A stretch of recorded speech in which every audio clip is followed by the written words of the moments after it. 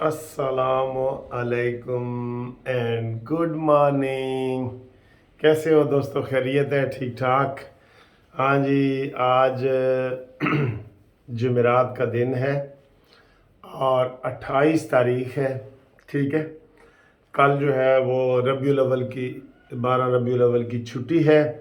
सबको 12 रबीउल अव्वल एडवांस में मुबारक हो। और आज आपको पता है बड़े अहम केस लगे हुए हैं। सबसे अहम केस तो लगा हुआ है 28 ये सितंबर का फैज़ाबाद धरने का। पता है ना आपको? फैज़ाबाद धरने का अहम केस लगा हुआ है और सब लोगों की नज़रें उस पर लगी हुई हैं कि जनाब फैज़ाबाद धरना, ये इसका फ़ैसला कब आएगा और कैसे आएगा ये बताया जाएगा। उसमें थोड़ी सी डेवलपमेंट ये हुई है कि तीन जो है ना ये तीन उसके पटिशनर शेख रशीद साहब और पैमरा और international bureau IB intelligence bureau, इन तीनों ने अपनी एप्लीकेशनें वापस ले ली हैं।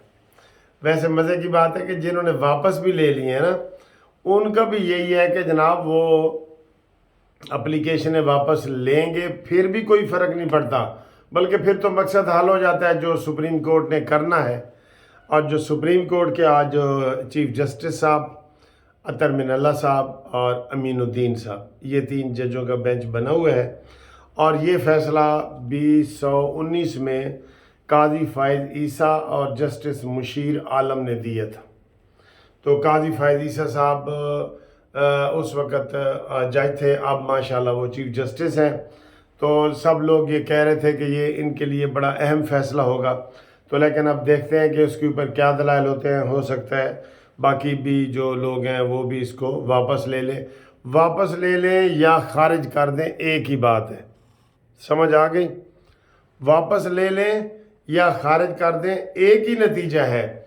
और इसका नतीजे के ऊपर अगर अमल किया जाए ना तो वो बड़ा भयानक होगा, क्योंकि उसमें मौजूदा जर्नैल और सबका जर्नैल फैज़ हमीद, आसिफ गफूर और हयात, ये सारे उसमें मुतासर होते हैं, जिनके बाकायदा सबूत हैं, जिन्होंने लिख के दिया हुआ है और इसमें वो शामिल भी हुए हैं। तो अगर उनके ख़िलाफ़ कार्रवाई होती है तो ये ऐसे ही हो जाएगा जैसे नवाज़ शरीफ ने परवेज़ मुशर्रफ के ख़िलाफ़ कार्रवाई करने की कोशिश की, जिसके नतीजे में ना सिर्फ ये कि नवाज़ शरीफ नाअहल हुए बल्कि गिरफ़्तार हुए, सज़ाएँ हुई और हुकूमत ख़त्म हुई और ये सारा कुछ उनको भुगतना पड़ा।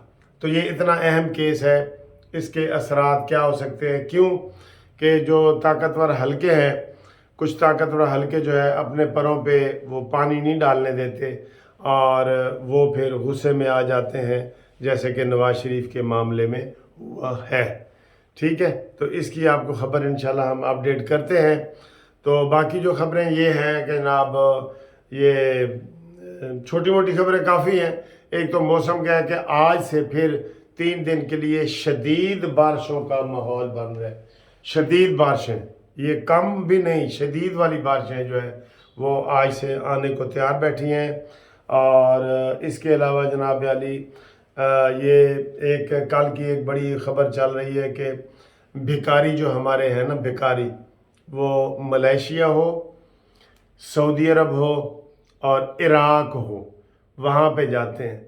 अच्छा जी, सऊदी अरब में कैसे जाते हैं? उम्रे की नीयत से जाते हैं और वहाँ फिर जेब कतरे जो होते हैं, जो वो जेब कतरियाँ करते हैं और ज़ायरीन से या जो हाजी हैं उनसे या जो लोग उम्रा करने जाते हैं उनसे ये फिर पैसे मांगते हैं और ठीक ठाक पैसे मांगते हैं। हालांकि 1.5-2 लाख रुपए लगा के यहाँ से जाते हैं। ये रिपोर्ट आई है और उन्होंने एहतजाज किया है, अमेरिका ने, इसने, सऊदी अरब ने और इराक़ ने, कि जनाब अपने भिखारियों को रोको। ठीक इसी तरीके से इराक़ वो ज़ियारतों के लिए जाते हैं और वहाँ भी लोगों से वो पैसे बटोरते हैं और ना सिर्फ ये कि भीख मांगते हैं, जेब कतरी भी करते हैं। जेब कतरी ये है। ठीक है जी। और बाकी जनाब एक आपको ये बताते जाएं कि अशोब चशम और डेंगू का वायरस फैला हुआ है हर जगह।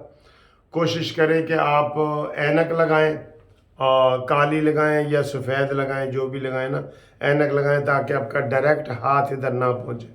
ویسے ابھی قاضی فائز عیسیٰ صاحب چیف جسٹس بنے نا، تو انہوں نے پہلے ہی اعلان کر دیا کہ جناب قاضی فائز عیسیٰ صاحب سے کوئی ہاتھ نہ ملائے۔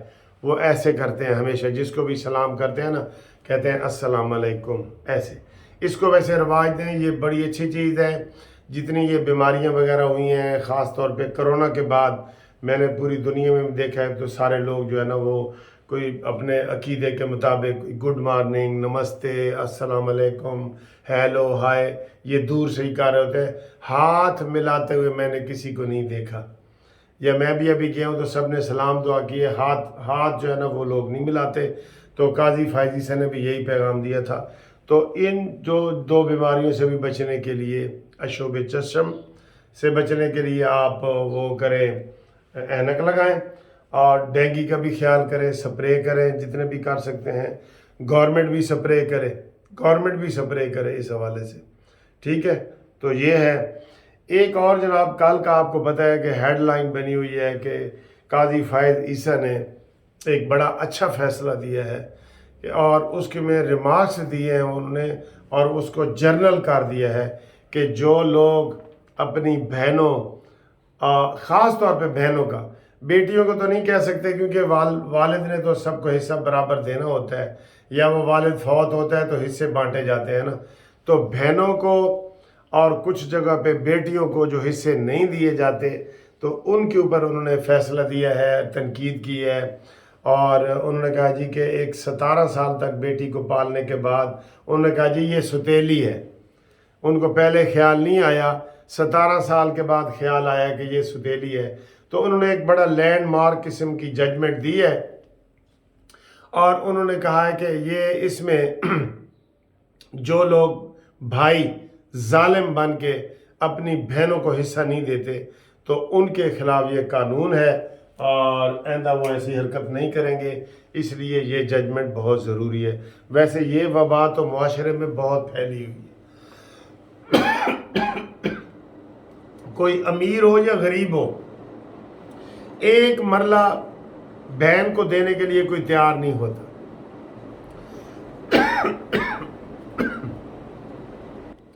تو یہ ہمارے معاشرے کا حصہ ہے۔ ہم اسلام کی باتیں کرتے ہیں، تو یہ جب ظلم کرتے ہیں تو کتنی بڑی زیادتی ہے، ٹھیک ہے۔ یا کچھ لوگ لکھوا لیتے ہیں، کچھ لوگ قرآن سے شادی کروا دیتے ہیں جی، جائیداد سے بچنے کے لیے، کہ جائیداد صرف مرد کا حق ہے۔ عورت اگر وہ سسرال جاتی ہے یا کوئی رشتہ ہوتا ہے نا، تو وہ کہتے ہیں جی اس کی قرآن سے شادی کر دو، شادیاں بھی نہیں کرتے۔ بڑے ظلم ہے سر جی، یہ اندر کھاتے، ابھی تو یہ کوئی چیز سامنے آئی نہیں۔ وہ بہنیں بیچاری کیس کہاں کرتی ہیں؟ جو ظالم بھائی قبضہ کر کے بیٹھ گئے ہیں وہ کیس کہاں کرتی ہیں؟ صبر شکر کر لیتی ہیں، آگے اللہ پہ چھوڑ دیتی ہیں، پھر آگے اللہ نے ہی فیصلے کرنے ہیں انشاءاللہ تعالی، اور اللہ تعالیٰ بہتر فیصلے کرنے والا ہے۔ یہ ہے جی۔ اور اس کے علاوہ جناب علی، سندھ نے مطالبہ کیا ہے، پیپلز پارٹی نے، کہ جناب سندھ میں ترقیاتی کام نہیں ہو رہے، پنجاب میں ہو رہے ہیں، اور اس کا انہوں نے الیکشن کمیشن سے بھی شکوہ کیا ہے، اور نون لیگ سے مطالبہ کیا ہے کہ جناب سندھ میں بھی ہمارے اسی طرح سے ہونے چاہیے جیسے یہ ادھر انہوں نے کام ترقیاتی کام کیے ہوئے ہیں، ٹھیک ہے۔ اور آخر میں آپ کو یہ بتائیں کہ کاند کوٹ کا ایک علاقہ ہے، وہاں پہ ایک راکٹ ملا ہے، گھر کے باہر کھیتوں میں راکٹ پڑا تھا، بچے بیچارے اٹھا کے لے آئے کہ یہ کوئی کھیلنے والی چیز ہے، 2-3 بچے مل کے اٹھا کے لے آئے، 5-7 کلو وزن اس کا ہوتا ہوگا، تو وہ اٹھا کے لے آئے، اور گھر میں وہ کھیل رہے تھے تو وہ جناب پھٹ گیا، اور اس کے نتیجے میں 8 جانیں ضائع گئیں، 8 جانیں۔ آپ یقین کریں، قسم خدا کی، پولیس بھی اپنا کوئی کام نہیں کرتی۔ ادھر جو بھی انکروچمنٹ ہے یہ سارے پولیس نے کام کرنے ہیں نا، تو کوئی کام نہیں ہے۔ میں کہہ رہا ہوں، مجھے 1-2 دن ہال روڈ جانا پڑا، جو میں نے آپ کو یہ ویڈیو بھی بنائی ہے، کھلے ڈھکن پڑے ہیں وہاں پہ، اتنے بڑے گٹر ہیں، بڑے بڑے گٹر ہیں 10-10 فٹ کے، اور اس کے ڈھکن کھلے ہیں، اور رش اتنا ہے کہ وہاں پہ روزانہ 1 آدھ بندہ گرتا ہے، اور اس کو نکالا جاتا ہے اور پھر تماشا ہوتا ہے اور یہ وہ، اور بچے بیچارے تو اپنی زندگی بھی نہیں بچا سکتے۔ تو یہ سر جی بہت برے حالات ہیں، آپ عملی طور پہ کسی آپ کو کوئی گورنمنٹ کے ادارے میں جانا پڑے، یہ ہے وہ ہے سارا۔ اور ابھی یہ صبح کی خبریں بتا رہے تھے، اب صبح میں جا رہا ہوں دفتر جا رہا ہوں، آپ بہت صبح کا ٹائم ہے یہ، کہ بجلی 4 روپے 85 پیسے مہنگی کر دی ہے انہوں نے کراچی میں، اور ان کے بل جو پیچھے سے بل جو ہے نا وہ لگنا شروع ہو دیتے۔ گیس کا مسئلہ ہوا ہے، کوئی کس سے پاسے، وہ کہتے ہیں نا اونٹ رے اونٹ تیری کون سی کل سیدھی، تو یہ حالات ہوئے ہیں۔